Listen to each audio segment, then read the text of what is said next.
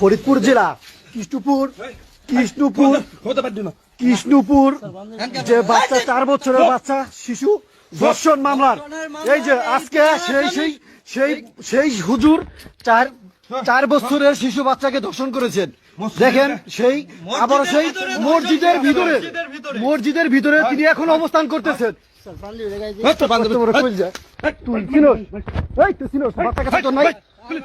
4 বছরের বাচ্চাকে ধর্ষণ করছেন, খুবই দুঃখজনক। ও আবারও সেই মসজিদ ঘরের ভিতরে সেই নাবালক বাচ্চাটাকে ধর্ষণ করছেন।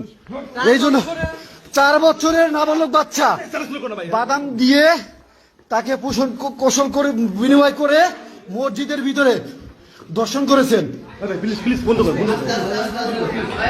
প্লিজ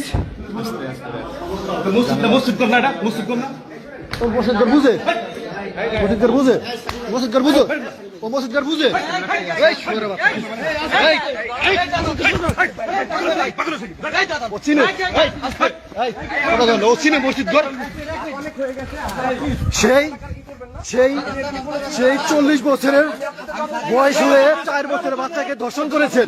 দেখেন প্রিয় বন্ধুরা, আমরা ইতিমধ্যে আমরা রাত্রে সেই সারাদিন সকাল 10টায় অভিযান চালিয়ে এই